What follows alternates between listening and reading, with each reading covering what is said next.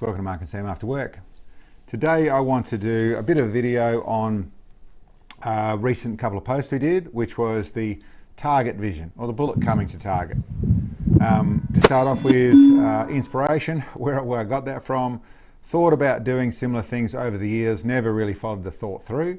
But about a month ago, I think, I saw some vision on a short on YouTube. I don't recall it properly. It was just sort of browsing, and I recall that sort of image. It was just a short, but it was definitely someone had done it. And I thought, not much of it at the time, but over the next few nights, I thought, that would be interesting. Let's see if we can pull that off. Let's see if we can do that sort of thing in our little spot here. The process of that thought was how we do it in the way of the practicalities of not trying to shoot a camera or not risking a camera to do what we're doing to make it all work properly on that sort of level. But it was also the technicalities of what was getting involved in the light and that sort of stuff to get a decent image out of it. Now, I felt that because of the way we do our shoot with the sun behind us, particularly if I let the sun get up to where the sun is on us, the shooter, as well as the target, we should be able to see all the images. Should be able to see the muzzle blast of the gases coming out, a little bit of dust, but the gases coming out, which gives you the ability to time it. Enough contrast and things with looking up there to be able to see what you could see in the way of the bullet trace, which is essentially the mirage effect created by the change in pressure as the bullet travels with the supersonic cone and that sort of stuff as it travels through the air. And be able to good image vision on target, all that sort of stuff. So I felt that wasn't going to be too difficult in shooting from our normal shooting position. And then protected the camera. How was I going to do there? So basically build up a hunk of steel which should mount a camera on and have a hole in it, so it's only a small hole to see through, and set that behind target is what I felt I was going to do. That's just what I did. Hunk of steel, that's a 10mm steel. There's a 3/4 inch hole in here, mount point, and then a point to be able to mount it on a tripod. There's an extra little shield on here, which I did for the second effort when I realized a little bit of light was ricocheting off the hole, so to get it as good looking as I can.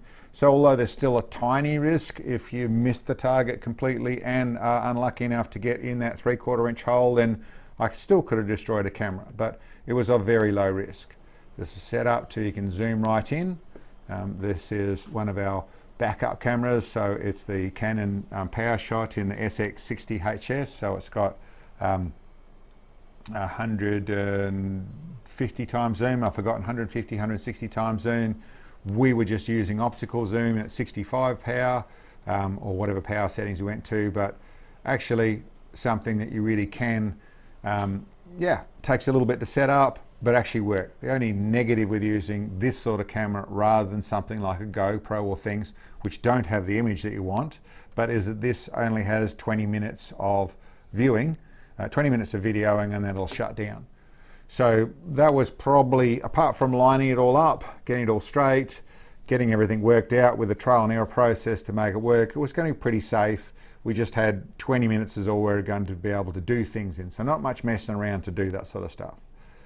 Not too complicated on that sort of front, in the fashion of we simply set up the target, went up to the shooting area, got ourselves sorted out, so everything's set up, ready to go, then went down, set up the camera, turned it on, then went back up. It's a couple of Ks each way to get to where we are, up and down and over the dale to get to from shooting position to target.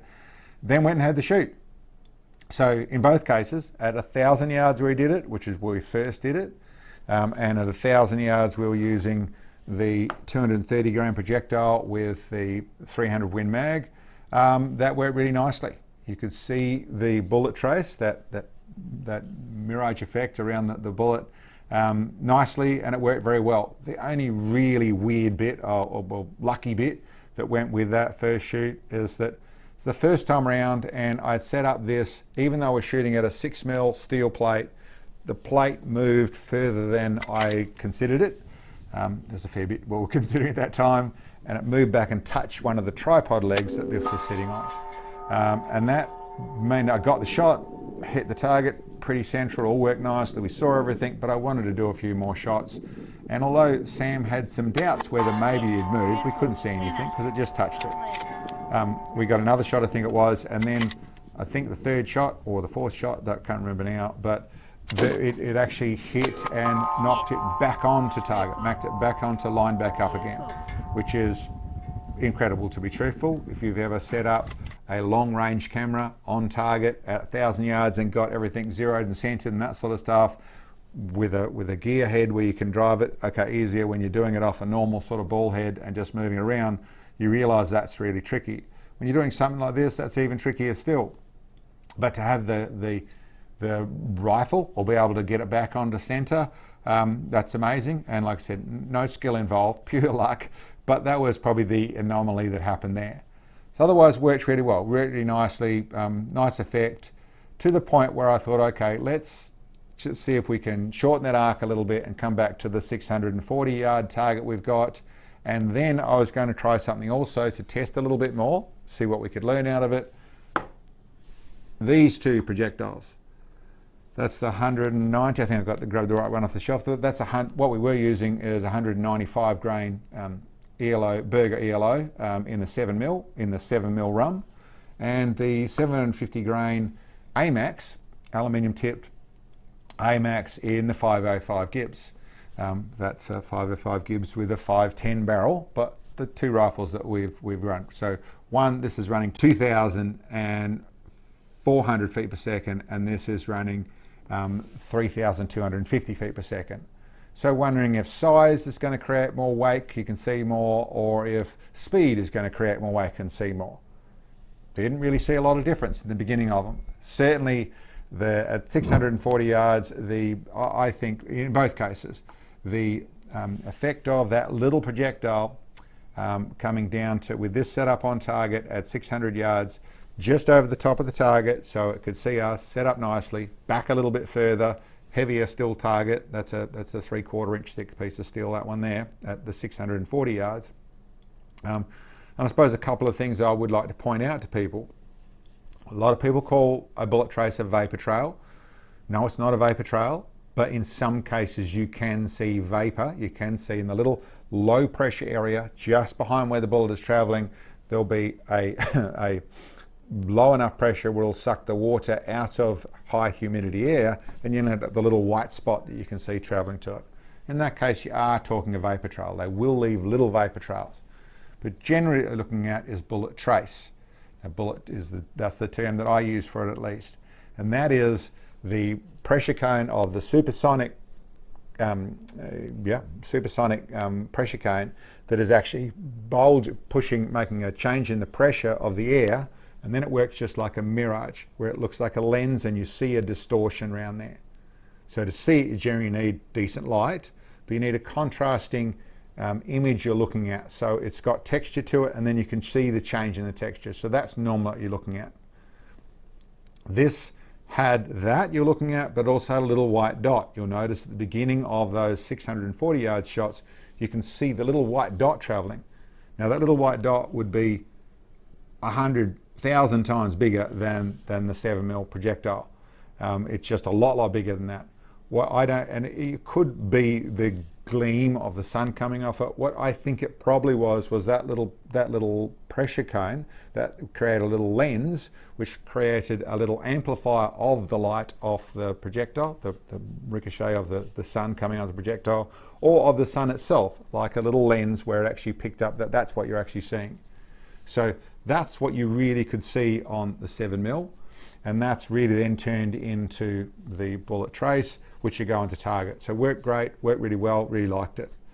This one here, on the other hand, although that started off the same, the trace, the light to start off with, is very similar, so supersonic. The speed of it didn't seem to make too much difference. It's a lot bigger bullet, didn't look too much bigger in my thoughts to start off with, but at the last bit of it you can see actually bullet flashing past. If you look down, I'm shooting just to the left, so the bullet goes just to the right. That one there, you can see there's a big shiny bearing surface, and I believe this sort of size up there is that you swapped over sometime through there. It swapped over from being that lens effect to you actually see the side of the bullet as it went off to the side here. You could say I shot over deliberately over to the left so you could see that rather than coming straight at you. Listen, no, I shot a little bit to the left and I shot a little bit to the left again. Not that pleasant to shoot that rifle in that position. I found when I first tried to shoot it at 600 yards on that downhill slope, when I sort of got everything the wrong angle, it definitely pushes you a bit. Not that pleasant, and I was happy enough with what we got. We're on target. We hadn't wrecked anything. We hadn't wrecked any cameras and that sort of stuff. So we'll see how it went. So that's it. A video really just to explain a little bit what you're actually looking at there, that little pressure cone sort of thing and that little reflection of the white dot to start off with.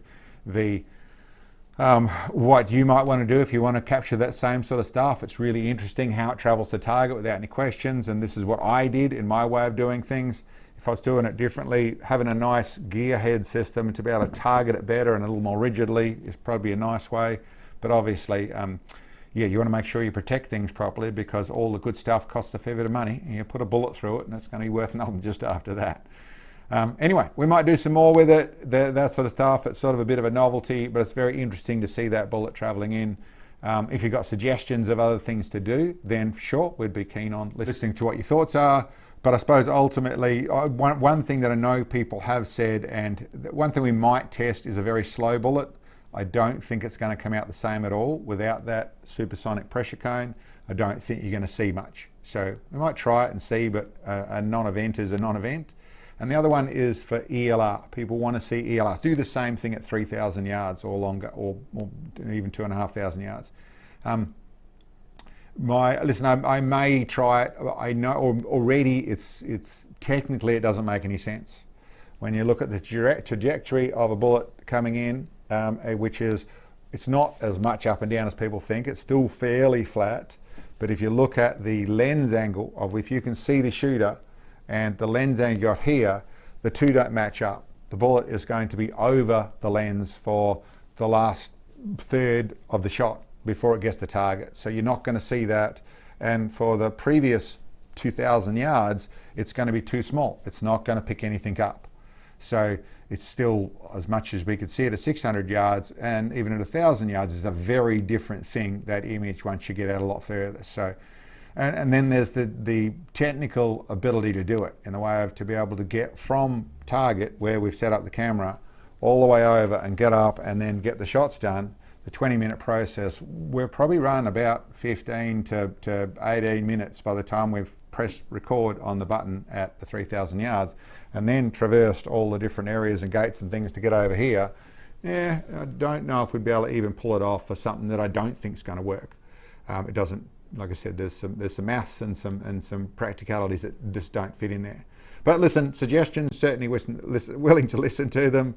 And that was what we went through to pull off those shots. Hope you enjoyed. Hope the explanation wasn't too tedious. Thank you very much for checking in. We'll catch you next time.